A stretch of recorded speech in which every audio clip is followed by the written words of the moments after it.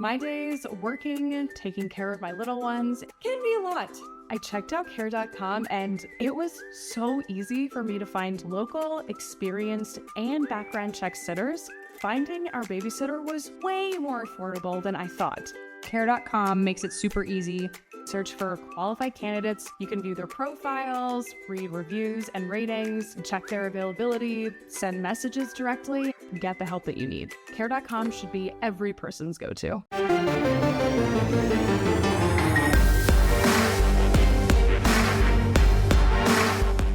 You've discovered your link to GoPowerCat.com's PowerCat podcast. Now, here's your host, GoPowerCat.com publisher, Tim Fitzgerald. Welcome to the second edition this week of the PowerCat Questions podcast. You have questions, we have answers. That's how it goes at GoPowerCat.com as we offer you a second questions podcast. On Wednesday, we did basketball for good reason. And today we're circling back and doing football and other stuff if we have time. Tim Fitzgerald, Ryan Gilbert, and Zach Carlson, your trio, as you well know, covering all things K-State, and we thank the Fridge for their ongoing support. And make sure you stop in the Fridge and our segment sponsors, Tanner's and the High-Low. I feel like we're having deja vu, guys. We just did this. The new soundboard sounds great. Mixing board, I should say. It's nice.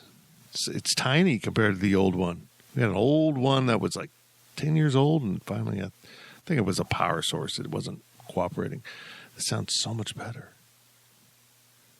I feel better, Zach, after venting on both the podcast and the daily delivery about K-State basketball. I don't feel any better. Okay. Oh, try again then. Because that's going to be a lot of those rants all season, bud. They're going to win Friday night. Until proven otherwise, I am not going to make that call. This will be the turning point of Kansas State basketball. It's kind of like that point in Major League when all the misfit pieces decide to be good and start winning. That's it. This was it. Yep. I don't think Barry Brown was able to call a players-only practice this time. Yeah, that would help. Kind of need that. That would help. Anyway, let's just plunge into this. Gills, you do your thing, which is reading the questions from Wabash Station. First question of the PowerCat Questions podcast comes from PowerCat Ryan. How would you handle the seniors with the ability to return? It's a real balancing act on needing the player to help win now versus going with the younger player that has more to give long term. Would you only ask the guys that you know you need to start to return? Well, if you're talking about seniors, they're free next year. If you have, if you have 85 scholarships and 10 seniors want to be back, next year you can have 95. But that's only a one-year exception. Are we breaking up? No. Test. Breaking up. I hear you. I'm clear. No, I'm getting something through my headphones, which means it's coming off the soundboard, I think. Uh-oh. Is it something from the vents? No. No. I'm getting a pop. I wonder if that's one of you guys. Is anyone hearing a pop? Hello. I don't hear anything. Yeah, I heard you. Gills, you were kind of breaking up there. Now you're breaking up a little bit. You're breaking up. No, it's you. Yeah, I don't know. Okay. What was I saying? Oh, so next year there's no impact of the seniors coming back. The question, the part of the equation that athletics has to work out is they have to pay the bill. That's step one. Can you afford full ride scholarships and all that entails for 10 extra players that's outside of the budget? So that's a decision they have to make, who they want back. I mean, if you're just some senior that doesn't contribute much, brother, you ain't coming back. They ain't going to make room for you. You can go head off and do your thing in life. If you're a guy like Skylar Thompson or Noah Johnson or anyone else that John McPherson that seems to be fitting the profile of the guys that want to come back, they'll find a room for you. They'll find a way to accommodate the cost. And maybe they'll be underneath the 85 anyhow and have room for some extra guys. That's one part of the equation. The other part of the equation is if they go over the 85 and they add some scholarships, you get into Title IX concerns because now you have to have matching athletic opportunities for females. I think they should just probably bring in a female kicker and say, hey, we're a unisex sport. I'm kind of curious how the NCAA or federal government will handle football if there's female players. I thought it was just opportunities. It's not scholarship. It's just opportunities. Because if you take rowing, for example, they have all the female athletes, but they're not all on full ride scholarships. I know that. I'm aware of the opportunities, but if football affords opportunities for females, I guess you just need 10 or whatever, I guess. But it wouldn't necessarily have to be equal money, so to speak. Yeah, no, it's not. So the problem is going to be after next year. That's when the problem's going to arise. When you continue to sign classes and, as an example, all of this year's juniors could be juniors again. If they decide that they don't want to exhaust their eligibility, then in a year when we're talking recruiting, you have no seniors. You have no one departing the program. Now that's a problem.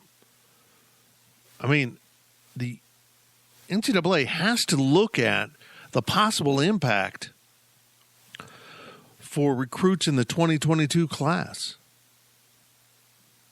I think there's going to be significantly fewer scholarships afforded the 22 football recruiting class than ever before because people will be full. If juniors don't become seniors, they don't become graduates and leave the program at the same rate. Now, many of them still will. Don't get me wrong. They might be junior in eligibility, but they're a fifth-year senior in reality. They might just say, adios, I'm out. But I don't know. It's going to really cause problems in the future, but not next year. They can kind of maintain the 85 that they're supposed to be at for next year, plus any seniors that want to come in. But most programs are below 85 anyhow. They like to keep some room. So, it's kind of interesting. Let's say 5 seniors come back, but they only have 80 other guys, so they're at 85. But then, in the summer, like 5 guys are in the portal that really could help K-State. They could technically take those guys and bump the seniors to extra scholarships if they want to pay the bill on that. So it's just going to be a fascinating offseason in the fact that between scholarship counts and portal entries and exits, there's going to be so much going on. It's almost going to feel like Major League Baseball with all the player personnel moves that are going to take place in this offseason. It's going to be really kind of fun, rather chaotic, and probably really stressful for all the guys that went into the portal and realized they have no place to go, because there's going to be a majority of those guys in the portal will not have an FBS program that wants them. It's the reality. There's too many guys in the portal and limited opportunities because of this question you just asked. I think for K-State, I think it's pretty clear the guys that are seniors that, they would want back because they're significant contributors, and what's underneath them isn't necessarily going to be better, allowing them to develop, just learn, as they go, so to speak. So I think, like you mentioned, Jerron McPherson, Skylar Thompson, Noah Johnson, Briley Moore, Elijah Sullivan, Justin Hughes. Those are probably your guys. Drew Wiley, if he wants to come back, he might, want to do whatever. But, those are pretty much your guys that you'd probably want to come back. And, I get the concern with years to come, 2022 scholarship opportunities going forward because of this. But like we've seen with the transfer portal, I think that you're just going to have to, as kids transfer out, you're just not going to be able to take one back. I think it's just, you're going to, once somebody decides to leave, I think that's going to be how the math problem gets settled. When Lance Robinson leaves, K-State's not going to try covering that scholarship. It's just going to, as time goes on and as kids leave, and as we've seen this year, kids are more willing to leave. I think, and plus with the free transfer rule coming up, I think that this problem is going to be solved a little bit easier than what we might be giving it credit for, because, once a kid leaves, you don't have to, he's not on scholarship anymore at your school, and you don't have to worry about him. And it just comes down to, do you need to replace him with another scholarship? And, I think the answer is going to be no for the considerable future. Next question from I Like Pickles Cat. Over under on the number of players that return for their senior season. 5. I don't know. It's hard to assess where these guys are at. I'm confident in the 3 I mentioned. I just feel like they'll be back, but there might be some other guys out there.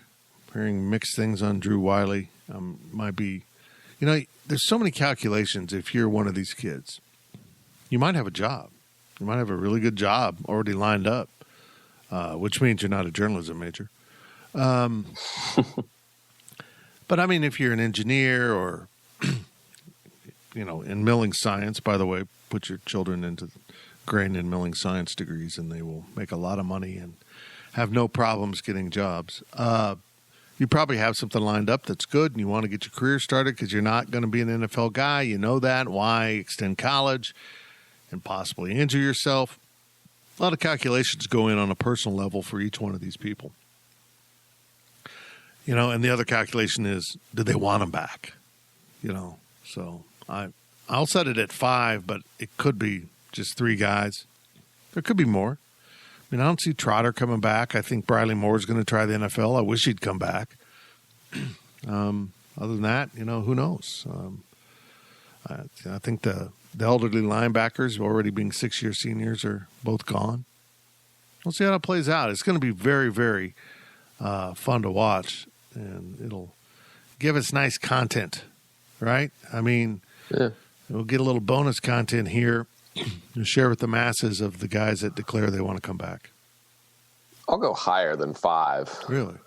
Yeah. I get the feeling that there'll be maybe, yes, there'll be some guys that kind of age out and just say, yeah, I've had enough, I've had a career. Let's call it here. No need in trying to extend it another year, but I just feel like there's enough guys on this team that the staff would like to come back and would help out next season, just to kind of to transition from this, goofy, crazy season and what it's been, just to kind of have some stability for, the program going forward. I think there's enough pieces on this team that can kind of forge a bridge, going into the future for what this coaching staff wants to do. And I don't want to take anything away from the young guys that are, working, and they might not go notice now, but, I still think that there's more than 5 guys on this team that, I'd certainly want back. And I think there's probably a few guys, that are seniors that, also might not be, getting the playing time that they might want, but they're still, good contributors, wherever it is in the program. It might not, mean anything on, direct gameplay on Saturdays, but maybe it's some leadership. Maybe it's some, practice stuff. I get the feeling that there'll be more than just 5 guys. So I'd probably put it at maybe 7 or 8 would be my over under. Call it 7.5. I feel that that's my ballpark number there. Well, I'm changing mine to 5.25. Yeah. Well, good thing a half can't come. So, yeah. I'll go 6, right in the middle, you two. Okay. God. So it's not a good mathematic. I'm not good with math, obviously, but if it's right on 6, then I win. We got priced right. No, you push. You push. The house pays your money back. Nobody makes any money. Come on, Gills. That should be easy to understand. You're in journalism. life is a push in journalism. Next. Another one from I Like Pickles. Get over under on the number of players that enter the transfer portal. What are we at now? 12? In the future? 11? Can we if we call today 0, how many more? I feel like that's an easier number than trying to figure out how many have actually entered the portal and then tacking it on to that. So far, it's 14? I don't know. Let's just say from today until the end of the season, or into the off season. Once spring comes around. Yeah, when do we put the end on that? Yeah, I mean, guys might go once the season's over, whether they get a bowl game or not. More guys might throw in. Get to spring football if they haven't. Maybe even more guys say, you know what? I don't see my spot on this team. I'm out. I'd say they've got a good 3 more in them between now and the spring signing period, the February signing period. That'd be my guess, at least 3. But we just proved that's a good day. The other calculation is guys that are really non-factors going into the portal. Like a quarterback you've never heard one thing about. Bart. That goes into the portal. That's another calculation here. But, I mean, I'm not as worried about the portal as everyone else because it's just going to kind of even out. A lot of programs are going to have late guys, a late rush into it after their seasons. And what goes in the portal for everyone can come out on the other side. So maybe K-State puts 15 guys in the portal. They're not going to get 15 out, but maybe they get 3, 4, 5 guys out of the portal that are more helpful to the program than those 15, and they get the 10, 11, 12 scholarships back. So I'm not overly concerned about it, but I would say at least 3 between now and that February signing period. I'd put an over-under at 3.5. I think that there'll be at least 3 guys probably, and maybe 4. But like you said, how many of them are going to be actual factors? I mean, look back, how many guys have entered the portal? How many of them have been actual factors? Maybe 5 guys that you're like, man, that's, he actually played. It kind of sucks that he's in the portal. The other 10, you have these true freshmen that are transferring 2 months into their first semester of college. I mean, and I don't blame them either. I mean, during a pandemic or whatever, it's not a normal college experience. And if they want to, if they need to be close to home and, do what makes you happy and do what you need to do, in your life. And that goes for any transfer. But, a lot of these guys, they weren't really factors. And like I've said in the past, the only reason you're freaking out about the transfer portal is because it exists. You wouldn't notice if Bart Harris, that's his name, right? Bart Harris. I don't even know his name. It doesn't matter. Quarterback 5 or 6 Bart enters the transfer portal. You wouldn't know. You wouldn't care. He'd just be gone from the roster. There wouldn't be a story on him. There wouldn't be a post on Wabash. You wouldn't care. But he counts for the number that's entered the transfer portal, and you guys are freaking out about it. And at the end of the season, most teams are going to have similar situations with how many different guys are in the portal after this season. And some of it's the school, some of it's personal, some of it's just the pandemic. It seems bad, but at the same time, transfer portal's new. It's fresh. Everybody pretty much gets a story on them when they enter. You freak out. You know more. You are more informed about transfers than you would have been 2 years ago. You got to understand. You're more informed. You know more. It's not that big of a deal at this point because, like I said, you're not going to freak out if, the 4th or 5th string quarterback transfers. It's just not a big deal when you have Skylar Thompson, Will Howard, Jake Rubley coming in. It's just he's a non-factor. So, yeah, it looks like there's been a bunch of guys enter the transfer portal, but how many of them have actually contributed and how many of them were actually going to contribute at some point? And the answer is not that many. Next question from Herdez Joe. Does this seem like it is the wild combination of events in the world at large on top of the free eligibility year playing into these choices?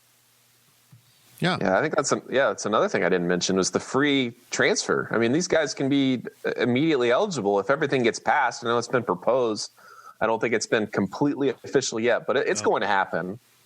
They're going to be able to play. So, that's another thing. If you're maybe in the past, if you were unhappy, but you knew you had to sit out a year and it was going to be 2 years before you were actually playing football again, it kind of changes your decision making there a little bit. Maybe some guys are like, this is a serious decision. I need to transfer. Losing a year, having to sit out a year and using that redshirt year to go somewhere else is worth it for me. And now you take that out of the equation, and now you get immediate eligibility. It's a lot easier to transfer because you don't have to sit out. So, I think that plus the events like you mentioned, I think that it's kind of a crazy, storm of events that's happened to create this perfect storm where you have a bunch of guys leaving. At the same time, like I've said, you know more about it too. So that's why it seems like it's a big deal. Next question from King Jim 77. Predictions for positions we'll be looking to bring in from the portal. Wide receiver, wide receiver, wide receiver. Maybe D tackle, linebacker. I don't know. Running back. Maybe tight end. Tight end if Riley goes for sure. But I would say if there's multiple receivers out there that have experience and can come in and impact you, particularly if they're a guy that'll get back his scholarship quickly. You know what? There was a question on Wabash Station, and I forgot to get back to it. I'll go after the podcast, but I'll mention it here. Someone asked if, let's just say, Harry Trotter. Look, I'm not saying anything here. I'm just using an example. Harry Trotter's transferring. That's not what I'm saying. Let's say Harry Trotter, who is an expiring senior, could come back to K-State next season if he chose to, and K-State could have an added scholarship to accommodate him. That does not apply if he goes to a new institution. You can only get the added scholarship. So if he went to another school, let's say Alabama, they could not count Harry Trotter as a senior bonus scholarship. So that'll limit some of these guys going in.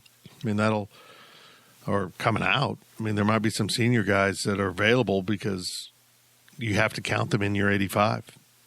So there's a possibility there that they might go find some guys that can kind of give them a gap year and bridge them into whatever's coming next, because I think they really like their true freshman receivers. But if there's a Deuce Vaughn at receiver, great. But other than that, come on.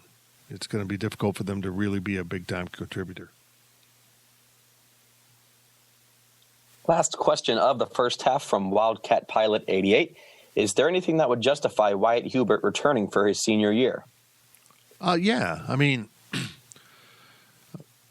probably thinking he's, mid to late at best.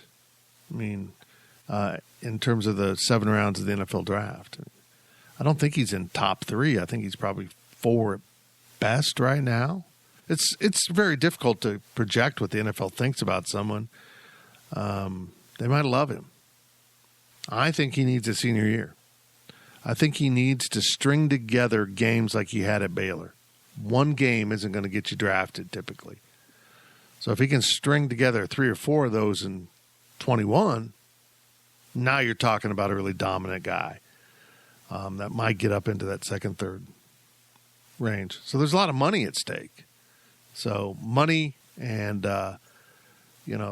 being more valuable to your team than a late round pick that is more comfortable to cut. I think he should come back. I might be an outlier in that. I think he has an upside that still hasn't been fully reached in terms of college football. I think he's got a lot of good football in front of him. I think he's an NFL guy. But I think coming back might prove really important for him. I agree with you, Fitz. I think that right now, if he was to go into the NFL draft, I could see him being like a late 6th round pick. Everyone's probably thinking, 4 or 5, and then you're just sitting there kind of sweating it out, and he finally gets picked. And then, like you said, he becomes easier to cut because he's less money if he doesn't cut it. And maybe he does make it, but I kind of see him, if he leaves now, I kind of see him kind of being like an Elijah Lee, just kind of a journeyman who's going to bounce around the league, might play a little bit, but probably won't. And he might just kind of fizzle out. I think he needs this senior season to showcase what he can do and string together games, like you said. That's one game won't cut it. And I think, barring just a complete shutdown of his skill and ability, I don't see him regressing. He's going to keep getting better. Why not get better against teams that, he's one of the best players in the Big 12, hands down. So why not continue your upward trajectory against competition that you are beating, and you'll be able to beat more into the future. So I think that, I don't think there's any downsides, because if he has a similar year to this year, he's in the same position, probably a late rounder. I don't see really anything that he could do that would hurt his draft stock on the field, is what I'm saying. And if he comes back, he just kind of prolongs, his year. And I guess I don't know what this draft class is looking like for defensive ends. I don't know what next draft class is going to look like for defensive ends. But if I'm Wyatt Hubert, I'm probably making the decision to stay to get better one more year. I'm with you guys. I don't think he's really made many steps forward this year. He hasn't been disappointing, but I kind of expected a little bit more out of him. So I'm with you guys. He still has a little bit more to prove. And to answer the question, it really depends on the feedback he gets from the scouts and all that. So if they say, yeah, you've got a real shot, to be in the middle rounds, go for it. But I think you probably want to play it safe and come back for another year and improve your stock. Agreed. That's it for the first half of the PowerCat Questions podcast, your second one of the week. Little bonus edition. We'll be back on the other side of this break with more of your questions from Wabash Station. The PowerCat podcast will be right back. Imagine the softest sheets you've ever felt. Now imagine them getting even softer over time. I'm here to tell you about Boll & Branch sheets. In a recent customer survey, 96% replied that Boll & Branch sheets get softer with every wash. They're made from the rarest organic cotton and designed to get even softer over time. Try their sheets with a 30-night guarantee plus 15% off your first order with code Odyssey. So head to BOLL&branch.com today. Exclusions apply. See site for details.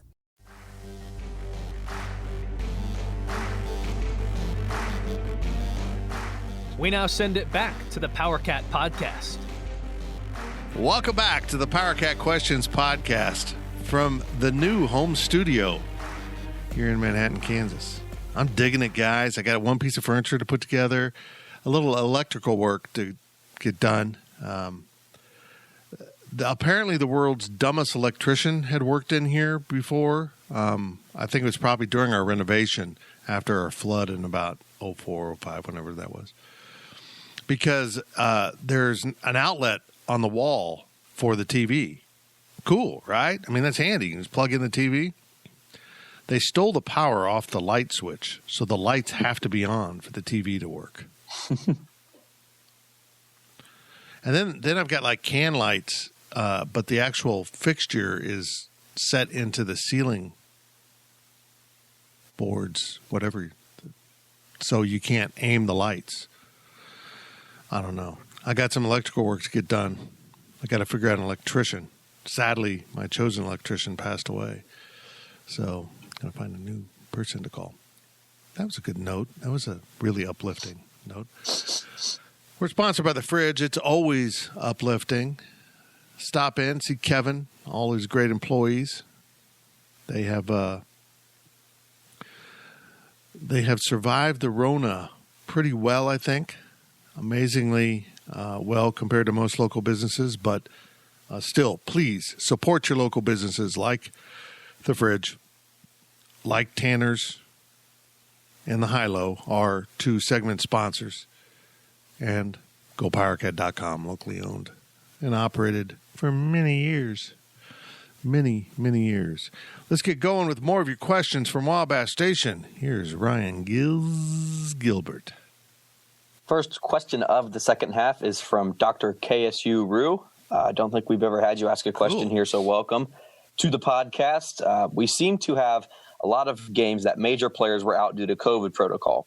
I never heard much about key players being out on other teams to the extreme we had. Were they? It sounds like Chris Kleiman wanted to play no matter what, and did. How much say do the coaches have in that? How often do you think other teams opted out because they didn't want to go with who was available? Well, Trevor Lawrence sat out 2 games with COVID, so I know that that's not an opponent that K-State played, but he's easily the best player in college football right now. And if he can sit out with COVID and Clemson will still go out and play, I know that Clemson is essentially a dynasty at this point. They are the new Alabama. But, I think that for the most part, everybody wanted to play. If players were out, players were out. Right. I don't think there's any grand conspiracy here that K-State followed the rules and other teams didn't. And well, hold on. Let me say this: if you got COVID, players. You got COVID. Nobody's faking that. Nobody's pushing the limit. At least in the Big 12. Now, COVID's COVID, and players were out for other teams. I mean, we didn't see Iowa State lose Breece Hall or Brock Purdy or any of their main guys, but I don't think there's anything more than that. Than they took care of their business, and they, again, if teams want to be successful in basketball season, the best pathway to that is stay healthy and not have a bunch of players miss with COVID. I do think some contact tracing, the rules were fudged at other schools, while K-State was very stringent with contact tracing for the most part. I just believe that. And also I think there was, I don't know. Nick Saban's a perfect example. By the rules of the Big 12 of contact tracing, he wasn't able to coach, but he did coach after a positive test, even though it was a false positive eventually. I don't remember hearing of one false positive at K-State. And honestly, there's a lot of false positives with this test. There just is. I think a lot of the asymptomatic people were false positives, and they never had follow-up tests to find out, hey, they never really had it. But I think K-State followed the rules to the letter. And no, there was no wiggle room in the way K-State designed it. Chris Kleiman said it repeatedly in his press conferences. He just kind of is told who's in and who's out, and that's it. And he didn't get into anyone else's business telling doctors how to doctor and all that. It was just a matter of who's in, who's out. Let's go play football. And I greatly admire him for the fact that he wanted to play. He could have gotten out of a couple games. K-State could be playing Iowa State this weekend, but they're not. They played the game. They got all their games in as scheduled post-COVID change of schedule. But it's still incredible. And I want people to kind of stop and focus on that as much as the 4 and 6. Focus on the 10. They got them all in. I think that's a really important number. Next question from Wildcat Pilot 88. Assuming K-State gets selected for a bowl game, what school would you pick as the opponent? Tulsa. Fort Hays State. In the revenge game of the century. I don't care, but I hope it's a major conference, and I hope it's a team that K-State can drill. Period. That's really, I don't know. I mean, I don't know who's out there. I don't think K-State's getting in, because if I'm understanding correctly, the First Responders Bowl, even though it's still listed by some outlets as a Big 12 bowl, I don't think it's a Big 12 bowl anymore. No, it is. I confirm that with it is with Lackey. Yes. The First Responders Bowl is a Big 12 bowl this year. The Armed Forces Bowl is not a Big 12 bowl this year. Well, I think they confirmed that before the Texas game, that week before the Texas game. But I swear I saw a report that in this year it's not. I'm with you, but I have been told that the First Responders Bowl will feature the Big 12 this year. In K-State's and in. it is the seventh. It's the seventh spot, and the way that the conference looks going down the grid, K-State is in seventh. So the only way that K-State doesn't make a bowl game is if one or two of the games above get canceled or more. If games get canceled, that's the only way K-State's on the outside looking in. So it comes down to the bowl in Phoenix, which isn't the Cheez-It Bowl anymore. And is that the guaranteed rate bowl now? Yeah, guaranteed rate bowl. So what when the media goes, we used to get like product. We got Buffalo Wild Wings for a while, then we kind of fell back into the Tostitos stuff because the Fiesta Bowl is associated with it. So do we get like a good loan rate?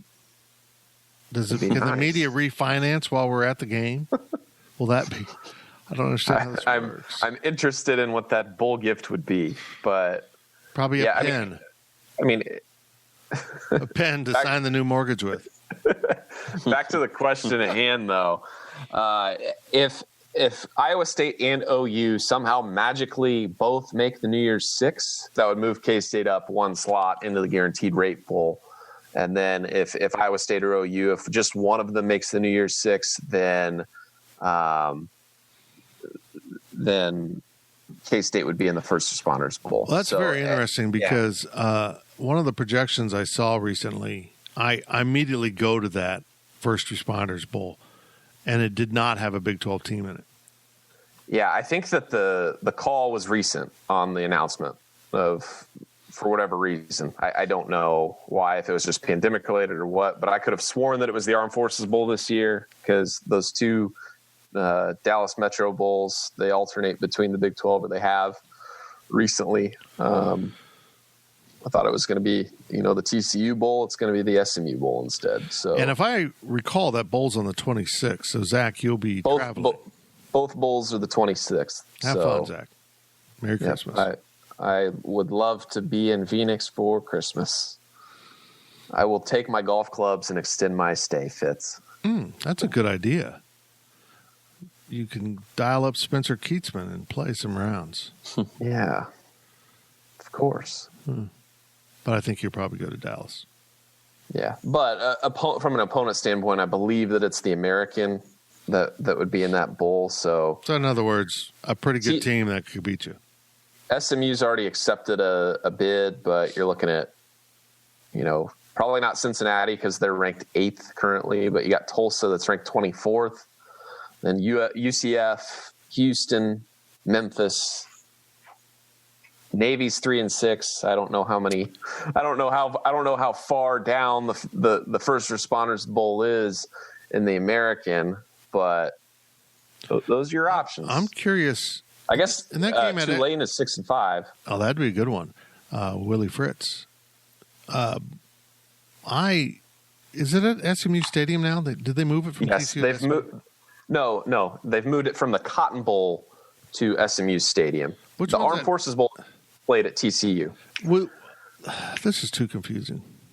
I've got you. We're okay. I've got you. I can't get track. I've got you. The Cotton Bowl is played at AT&T Stadium, by the way.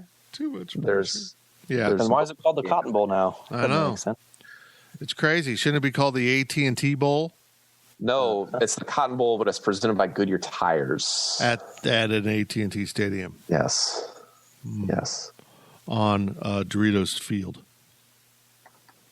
and in Arlington, Texas, sponsored by Verizon. But the bowls are traditional, and we have to keep them. Alrighty. That statement Are we done was with also bowls? sponsored. Yeah, well, let's move on. Oh, what was the sponsor? Go ahead. That statement was sponsored by Absolute Vodka. Absolute, when you absolutely want to get hammered. Available at the fridge, wholesale liquor. Next question is from Girth Brooks. During Snyder 1.0, what was the biggest recruiting miss in terms of a player who was close to signing with Kansas State, but at the last second switched to another school? Fitz, you'll have to go with this one. I mean, there's no doubt it was LaDainian Tomlinson who fell asleep while Coach Snyder was talking to him, and Coach got pissed off and didn't. I think he was going to come, and then he ended up at TCU, and one of the greatest running backs ever. Yeah. It's got to be that. I mean, the other side of it is a guy like Chris Bogus, who was a 5-star offensive lineman and ended up being entirely bogus and really couldn't do anything on the field, but he did steal Coach Snyder's autographed baseball. I can't remember who was on the autograph. While he was attending a party at Coach Snyder's house, thrown by someone other than Coach Snyder. It's all very confusing. Anyhow, it has to be LT, I think. Hold on, that's Lawrence Taylor. LaDainian Tomlinson is also LT, but that'd be my answer.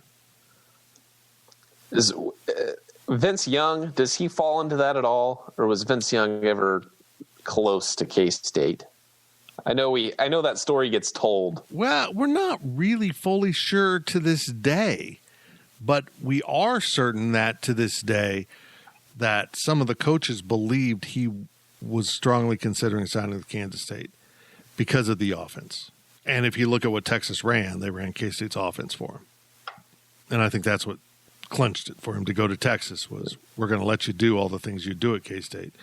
And they won a national title and then stopped running that offense. Makes sense. Sure. Of course. All right. Last question of the second half before we get into a special third period. You don't have a half, do you? Third period here of the podcast. I like it. What are you looking forward to for the rest of the academic year for K-State sports? The end of football season and the start of basketball has me down, and I would really like something to be excited about besides the Chiefs. Oh. Winning a game, maybe? Yeah. Win a game in the Big 12. I'm kind of optimistic about baseball. We'll see. We might kick in some baseball coverage this year. I think they might be nearing that level of competitiveness. Wow, that was tough. We'll see. We'll see if you're interested. We're not going to just do it to do it. Or if people want it, we'll do it. But I'm looking forward to people getting the vaccine and maybe starting to creep back towards normal and maybe have spring football. You know, Chris Kleiman's exactly right. They might look at not having spring football again, depending on the vaccine and how it helps out. I'd push it back as far as I can if I was him. I'd push it way back. In fact, I'd petition the NCAA to let me do it after the semester. So I don't know if that's possible, but I would push it back as far as possible to try to get on the other side of this. I mean, I'm worried that, we're going to hit after Christmas, if COVID keeps spiking. And what strikes me is, early on, all these cancellations, the NBA season, and then everybody else, cascaded after that was, one positive test of a player. And I'm not saying that they overreacted then because, the virus is completely unknown, but surely at some point you're like, hey, maybe we should pause here for a little bit. I understand that there's testing and the athletes have it much better than, 99% of the world when it comes to healthcare and whatever. And I'm not concerned about any athletes dying or, even getting this, but just based on the spread of this disease throughout the country and throughout the world, especially when you had all these lockdowns early on and now we're at where we're at, it strikes me that nobody has said, hey, let's stop again.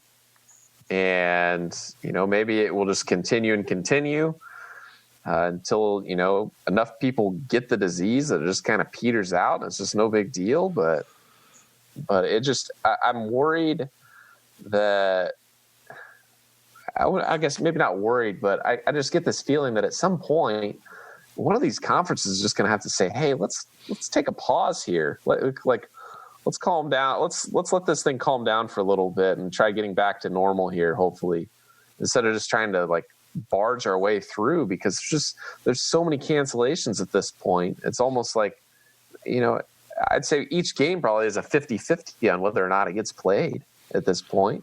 I heard I heard an ESPN announcer preaching about why they need to shut down basketball. A analyst during a game. I'm not going to mention who it is. You can probably guess who it is. He likes to pontificate and knows it all. Because if we had a lightning storm and the players wanted to go play in it, we wouldn't let them. Well, no, we wouldn't. That's just a horrendous comparison. There are known serious cases of this virus impacting a student athlete that, maybe there is, but they had an underlying condition. Those guys probably should opt out. So let them play. Basketball is going to be a train wreck. And we're now seeing conferences leaning towards bubbles, which at one point we can't do bubbles. These are college athletes. These are students. Well, if your campuses are closed and everyone's doing it remotely learning, what's it matter if they're in Manhattan, Kansas, Lawrence, Kansas, Morgantown, West Virginia, or a hotel room in downtown Kansas City? What's it matter if they're attending class via Zoom? Exactly. It doesn't. That is one of the most asinine arguments. Well, they have to be on campus. Well, there is no campus life right now for most universities. It's not what it was. Gills, even when you were going to in-person classes, what was campus like at Kansas State? Dead. That's the way it is at all campuses. I would venture to guess most student athletes aren't going to class anyhow to try to limit their exposure so they don't get it so they can keep playing. Big 12, get on the bubbles. Go. Even if you don't have time to do the first round of bubbles, like the first 6 games, get it up and arranged where you can put the kids in a bubble. Kansas City, Oklahoma City, Dallas, Frisco, I don't care. Hotels have space, for God's sakes. You done rustling around there, Zach? Sorry, could you hear it? Oh, yeah. My bad. Just go. Set up bubbles.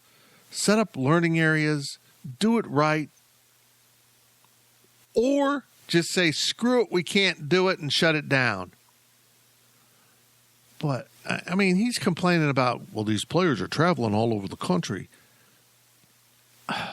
Every major conference is traveling charter. Come on, what are you talking about? They're not walking through the airport. They're not sitting next to people on planes.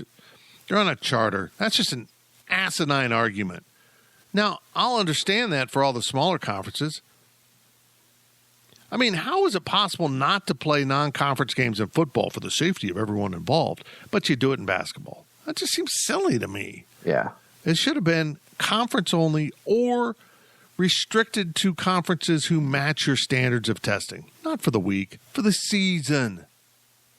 If the MAC doesn't want to do it, or the whatever conference doesn't want to match those standards, don't let them come to your arena. I don't know. It's the whole, either do it or don't do it. We're going to lose games. Just persist and try to get games rescheduled as best you can. It fits on your point on these players not going to campus now and not going to not going to classes. They wouldn't do that in a normal year. And I'm not saying they don't go to class. I'm saying they do it online anyway. Most of these guys, especially basketball, they travel so much that it's easier for them to be good students when they're doing it online. If anything, the students, the general student population, the non-athletes on campus, they have it more like athletes at this point, I would say, having to do classes online, because most of these kids, they're not going to class because they do it online.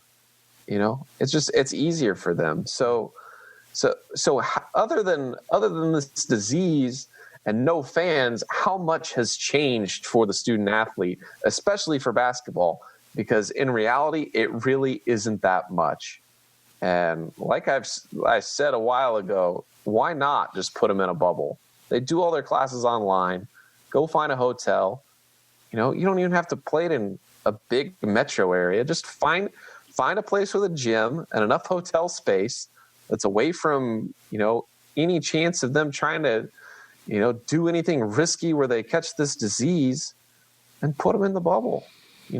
Get 6 teams of referees, find a couple arenas, just play games every day. It would be amazing. It would be just like the NCAA tournament, and you could condense it down. You could play games every 2 or 3 days. Yep. You wouldn't have to take into account, travel days, rest, whatever. You could just go boom, boom, boom, get these games over with, get your conference tournament done, and then just go back home, practice until you're getting to the NCAA tournament. Or start the bubble to where it'll match up with the ideal start of the NCAA tournament. There's a solution here. Just figure it out. Right. Back to your point about normal seasons with student athletes. Back many years ago when I taught a sports journalism class, I had Kinder Wecker in my class, basketball. It was a spring class. And BJ Kissel went on to be better known as Chiefs reporter and now works for Let It Fly Media in Kansas City. But both of them were student athletes in this class. So when Kendra was in basketball season, I didn't see her much. And as soon as baseball started up in February, BJ wasn't in my class. I mean, he wasn't. I mean, we're talking about a baseball player, so they're on the road all the time when it's cold, and then they travel quite a bit. He's probably in my class less than 25% of the time. If the bubonic plague had hit my class, BJ Kissel probably would have been fine. So they're just not in class in season as much. And now it's so easy for professors to accommodate them because they can actually attend class via remote attendance. They can be in Lubbock where they're going to play the next day and hop into the Zoom class. I wouldn't, but, hey, that's just me. I'm a bad student. That will do it for the second half of the PowerCat podcast, but we're not done. I'm not going to call it the overtime because it's not really an overtime question.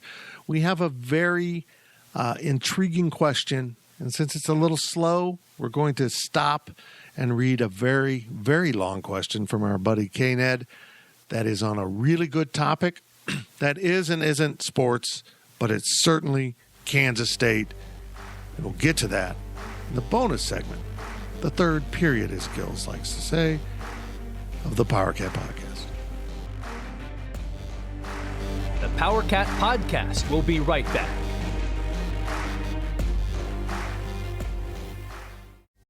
Is your January looking dry? Get some lotion. Get a humidifier. And better yet, get Drizzly, the go-to app for drink delivery. With Drizzly, you can compare prices across local stores to get the best price on a huge selection of drinks perfect for dry January. Every single time. Non-alcoholic wines? Have a look.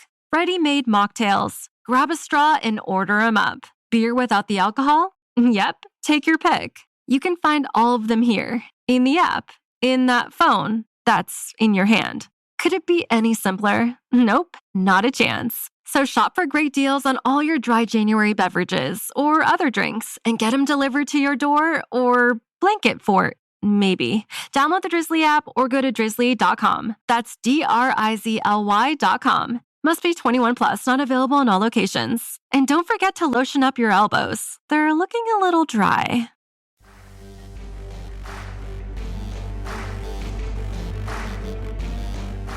We now send it back to the PowerCat podcast. Welcome back to the PowerCat podcast. Your questions podcast just grew by one segment. No, it's not the overtime. We're not going to make a bunch of jokes and put in fart noises. I think we could all use some fart noises right now. But no, we have a very long, involved question that is K-State related from KNED. It's really good. We don't usually like long questions, but we got some time here. We haven't been doing as many podcasts, so let's dig into that. We're sponsored by The Fridge. Thank you to the High, Low, and Tanners for their continued support. Gills, take it away. This is going to be a long one. I think we should set an over-under on how many times I mess up. You're going to nail it. I got a good feeling here. All right. It's from KNED. We let you ask a long one this time, 'cause it's pretty good. Here we go. From KNED, while I have respect for General Myers for stepping out of retirement and into a mess caused as much by state political quote-unquote experiments as anything, and that he is doing the Regents a solid by staying on while they continually fail at hiring a Wichita State president, the fact still remains that all WeFold enrollment gains are close to being wiped out, and total enrollment will again be less than 20,000 next year, and that is with a more robust Salina campus, new Olathe campus, and online classes. How badly does K-State need a permanent leader with a vision? Based on Schultz, Gary Little, Gerard, who thinks Les Miles is a fine plan, and the Wichita State president turnstile, how much faith do you have in the Regents to get it right? Should these schools have their own curators to hire people? A Manhattan Mercury study showed the enrollment losses are more from Western Kansas that has turned into Fort Hays State's plan.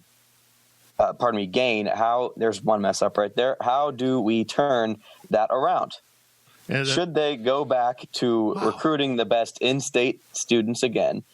A la WeFold, lots of parents say the local schools have no interest in the top in-state students. They only want out-of-state tuition. That is a growing narrative. Go to any graduation ceremony, and the amount of kids going to out-of-state public schools compared to a generation ago is alarming. They are all getting scholarships that make it nearly the same price as K-State, at least in the ballpark, to make it worth it. K-State cut their top in-state scholarship in half a couple of years ago. On that last point, I'm with you there. Take it from me. I grew up in Manhattan. I went to Manhattan High. I graduated, and part of this is a little bit of, you grow up going to K-State games and you're just around it. And after high school, you kind of want to get out for a little bit. So for 1 year, I went to Oklahoma State. Oklahoma State, I was given a scholarship that essentially wiped out the out-of-state tuition that I would have had to pay because I had a high enough ACT score. And I think the limit was the minimum was 25. That is not a high ACT. Sorry, I said SAT. I meant ACT. A high ACT score by any means. So K-State needs to make it competitive. If I can go anywhere, for the same price as what I could go to K-State, why shouldn't K-State should give out, there needs to be an incentive there for in-state students. I agree with that. But, just giving my example there real quick, I'll let Fitz take kind of the rest of this, for now. But yeah, you make a good point there. There needs to be an incentive for in-state kids to stay in-state, because when I can go to Oklahoma State or Arkansas or whatever, all I have to do is get a 25 on my ACT to get essentially equal tuition. I mean, it's a no-brainer. It opens up, tons of possibilities when money isn't a question. If money is equal, go pay in-state tuition somewhere else, especially for people that live in Manhattan like me that, they want to get out. I mean, yes, I came back and it's a whole nother story, but, it's, you have to treat your in-state students, with as much priority as possible. Another thing, I didn't get any scholarship money at K-State. I literally did not qualify for a single scholarship.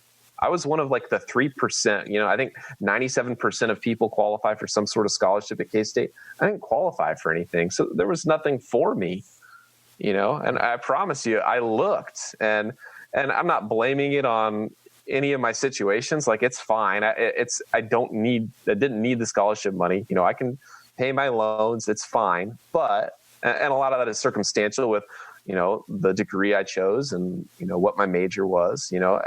I'm not complaining. I can live with it. I'm just saying, the scholarship money is not as accessible, I think, as what K-State tries to say it is. Well, look, let's handle the whole breadth of this question. General Myers is a man I tremendously respect. He's not a great university president. And K-Ned's right. He's a placeholder. He was meant to be here for a year or two. And now that's other circumstances have forced the Board of Regents to ask him to stay. The Board of Regents sucks at hiring presidents. And they don't like doing it, which seems odd because that is really one of their most important jobs they have is hiring university presidents. I don't get why they're bad at it. Maybe they should, really ADs don't hire coaches. Consultants pick the coach and say, this is probably who you should hire. I don't know if they're doing that, but get a new one if you are, because they're not delivering. There's a lot of problems at Kansas State, but really there's a lot of problems with higher education. It's just gone into a totally different direction. And now that states aren't really financing it, they have to be operated as businesses. So all those things that you listed are symptoms of having to operate like a business. Oh, we're going to give you a discount to come join Go PowerCat. 50% off right now. You're out of state. Come on, let's go. So it's all operating like a business. And everyone in our society wants a sale. Fort Hays State's hurt Kansas State. And we're not talking basketball. They have done an incredible job out there with creating value in going to Fort Hays State. It's probably who K-State should have as their next president, as the Fort Hays State president. But I think it's important for Kansas State to own what it is. This is a premier ag and engineering school.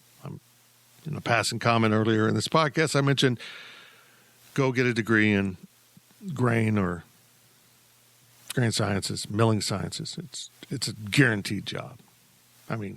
Minimum 65 out of graduation from what I'm told. And that's the bottom end. Play that up. I've joked about it, but I really think K-State should have a brewing and distilling sciences degree. It's an ag degree. Make sure you're offering real-world degrees. Make sure you're putting emphasis in those things. Communicate to kids and families that a degree from Kansas State will have substance in the workplace. Because that's really what families in Kansas want. They don't want to send their kids off to some place that they're going to get a degree that doesn't translate to anything. Skills. I don't have all the answers. I just know this right now, what they're doing isn't the answer. Again, we tend to think, oh, look at all these transfers. Look at all these kids not going to K-State. That surely is just a K-State problem. Folks, it's not. These are systemic problems across athletics and higher education. Higher education became a business and not run by business people. See what I'm saying here? It would be like, hey, Fitz, you're a sports guy and you've run a great sports website, but now you're going to be a business website. What the hell do I know about that? And that's kind of what we've done in academic circles. We've decided that these guys that were great teachers and professors and can manage a college of arts and sciences or business, they're going to be a university president, which makes them in charge of a very large budget and business.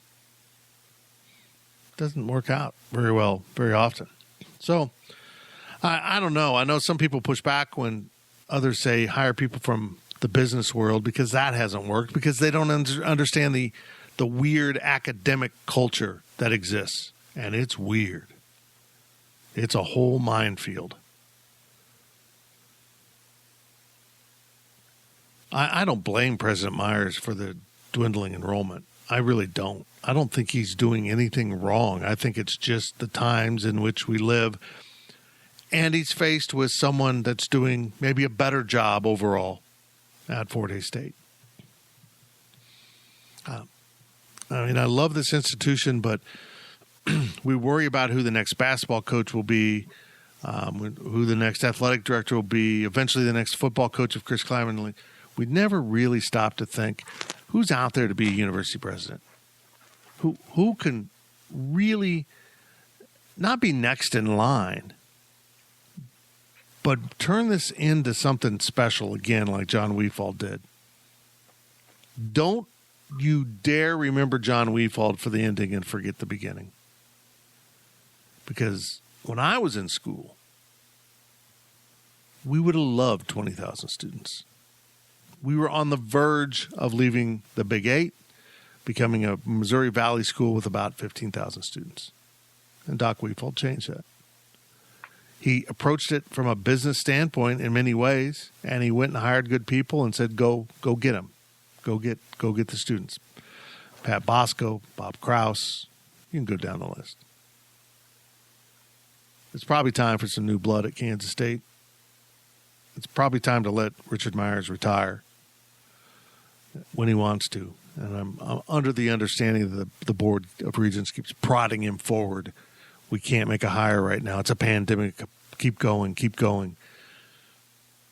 Man, I tell you what, if a guy wants to retire and they keep making him go, what kind of results do you really honestly expect from that person? Think about it. Yeah. Well, I know this. I got enough crap to worry about with basketball and football. So someone else figure this one out. Go hire well. Go hire someone that is forward-thinking, won't get caught up in politics and other stuff, that wants to educate young people in a way that will translate to careers. Or, push academic and research things in the right causes, in the right areas. That's all I got. That's it. To add on your point there on the kind of the dwindling enrollment, I think a lot of Gen Z at this point, they don't want to enter college or exit college with a ton of debt. They see that at this point, with whatever the job market is and what the entry level job is and what the actual, what your debt is going to be after college, I think that, it was true when I was a student, and it's probably even more true now. More kids are not seeing the value in a college education because there isn't a value in a college education, or what it once was. It doesn't guarantee you anything. You get it's a piece of paper for a job interview is all it is. You may not even need, your degree may not even need to match what the job description is, just because, it's a piece of paper that says you went and had 4 years of school. Very least you're teachable, you're able to learn. I know that going forward, the world's going to need engineers and people that know how to promote ag, make ag more efficient. We're going to keep eating and building. We will. Yeah, you're right there. But there's other areas where, take business or, anything digital, for example. Right. Schools do not move quick enough compared to the real world. You can learn all of the best stuff, that someone put in a textbook 10 years ago, but that textbook was out of date 9 years ago. I got a marketing degree. I went through the business college. I truly did not learn anything enough or substantial compared to like what the real world is until probably my final semester, where I actually had a class where we learned, digital analytics and stuff that actually matter. I'm convinced that any 18-year-old right now that wants to learn, especially from a business standpoint or anything, just being on social media, you can understand business enough to where you can make money and make a living just doing, having an idea, doing it on your own. I mean, there's no reason that you should have to go to university to go get a piece of paper, because it's just not the value of what it costs to what you're getting. You almost might as well just spend 4 years out in the real world trying to figure it out. And, because even if you're trying to make a business work at 18, and let's say, a college degree is going to cost you $40,000, after you pay all your student loans and interest and whatever that is, you can probably spend $40,000 or less to set you up for the rest of your life at 18. That's all really good stuff. Go ahead. It takes a certain type of person to be able to do that. And I'm not saying that's for everybody, but I think that we don't give credit to younger generations enough to what they bring to the table and what they bring to society. And at this point, I think they've become smart. When they hear, their parents, a lot of these kids going to college now, their parents are Gen X. They aren't baby boomers anymore. It's the college degree. And once millennials start having kids that are in college, millennials feel it the most, at least right now, feel it the most with the amount of student loan debt there is. I don't think there's many millennials that are going to say, yeah, you need to go to college. I think it's going to change. And until colleges can get up to speed and make the college experience a valuable one, and a valuable one to what your dollar gets you, college is going to fail. So, yeah, the enrollment's dwindling, but I certainly don't blame K-State. I don't blame President Myers. It's just the college degree and the college experience is not what it was, even 5 or 10 years ago. We are so trained from, take myself. I'm kind of on the end of the cheap education that the state was subsidizing so much for in-state kids that it cost parents money, but we're not talking anywhere near 6 figures to get a college degree. I mean, it's outrageous now. But we still have that mindset that you need to go to college, you need to accomplish this, you need to have the college experiences, you need that college degree.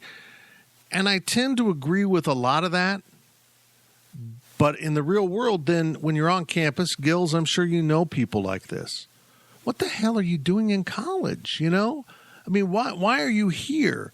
You just seem to be here to get a piece of paper and party. And then when you get in the real world, you may not actually ever do things that mean you have a degree, that needs you to have a degree.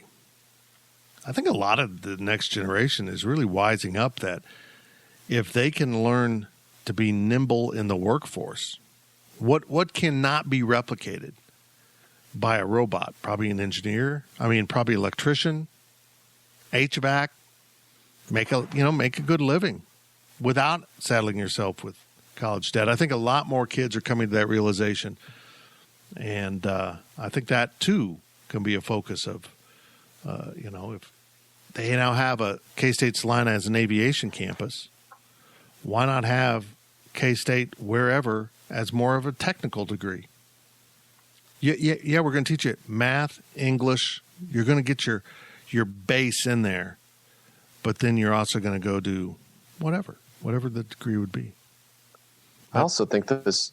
No, sorry. Go ahead. I also think this generation of kids, coming out of high school, wanting to go into college, I think Generation Z is probably more likely to be happy doing what they want to do versus, sitting in a cubicle for 40 years, making $100,000 a year, being, mostly miserable, working 40 plus hour work weeks, or, just accepting, hey, I'm not going to take this high level job, but I'm going to be happy, and if it needs a degree or not, so be it. I think that younger generations are going to be much more willing, or I don't want to call it laziness, but I think that there's a lot of jobs that probably Gen X and probably some older millennials wouldn't want to do, that they don't make enough money and not enough security, I guess, for what they want. And I think that a lot of younger people are going to say, you know what, I don't really care what you think of what my job is. I'm able to, live my life the way I want to. And sure, I might not make a bunch of money, but at least I'm not miserable going to work, and I like what I'm doing. So I think that's another piece of this college equation. As we wrap this up, I'll just put it this way. I understand the journalism marketplace now. It's radically different than when I came out of school.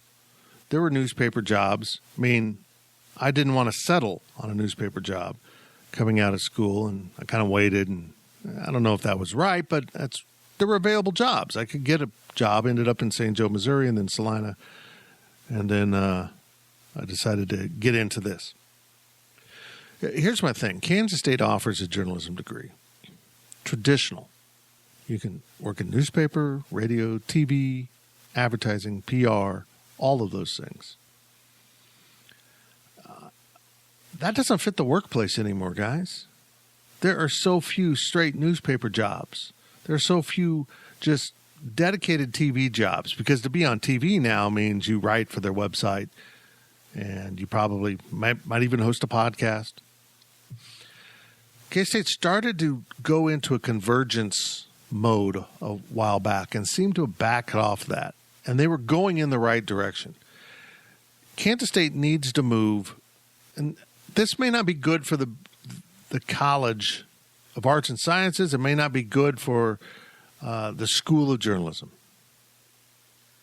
But I think as a School of Journalism, Kansas State should offer a convergence degree.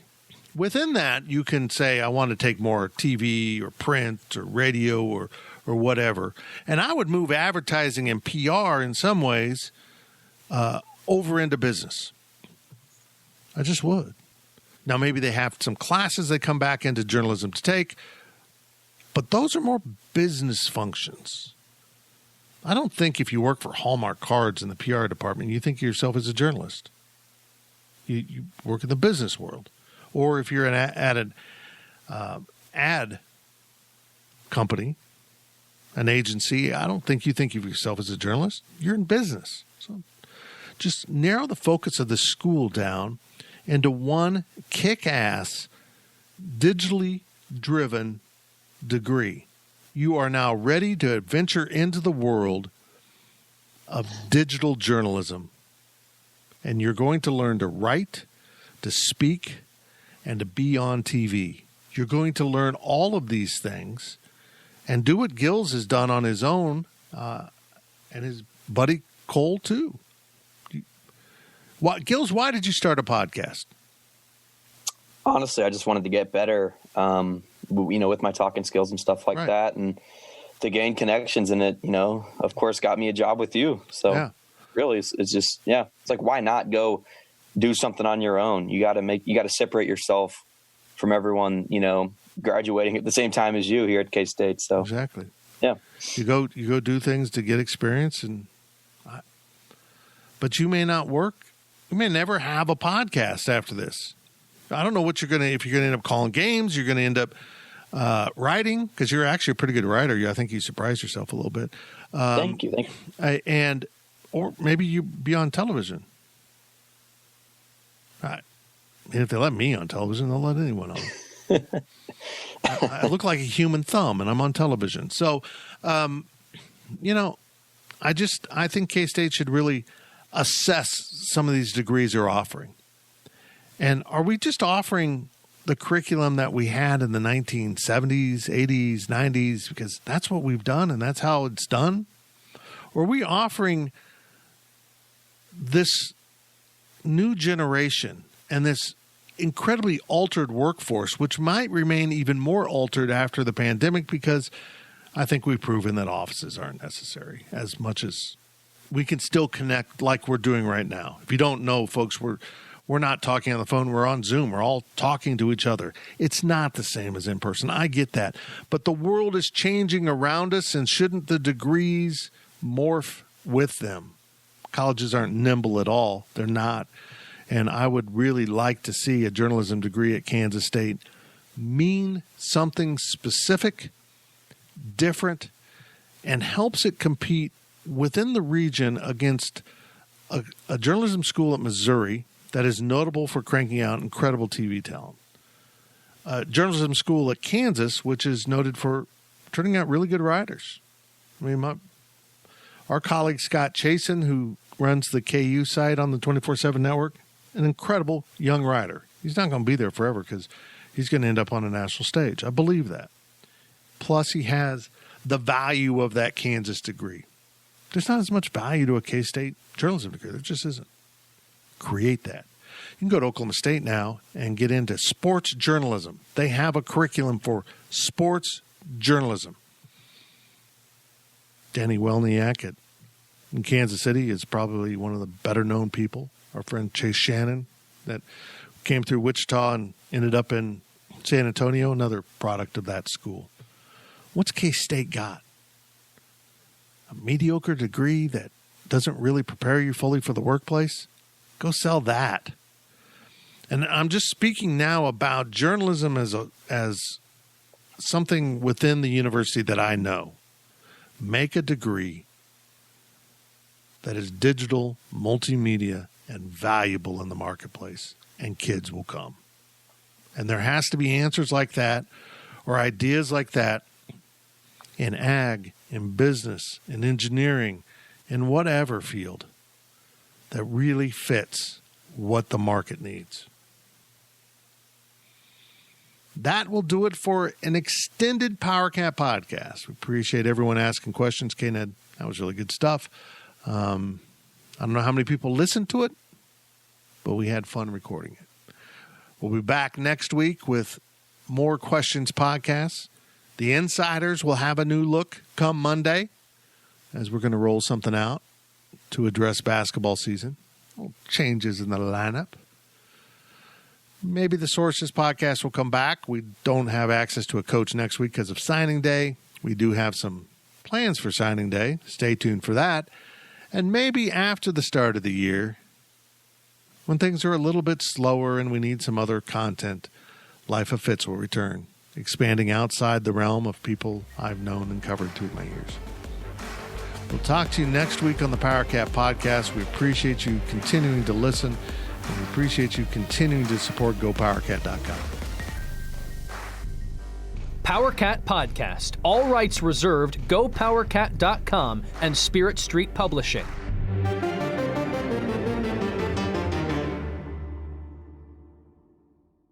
With BlueLink Plus, you can access your Hyundai Tucson Limited remotely. Doors unlocked, temperature set, lost car found. There it is. Get complimentary class-leading BlueLink Plus. Call 562-314-4603 for complete details.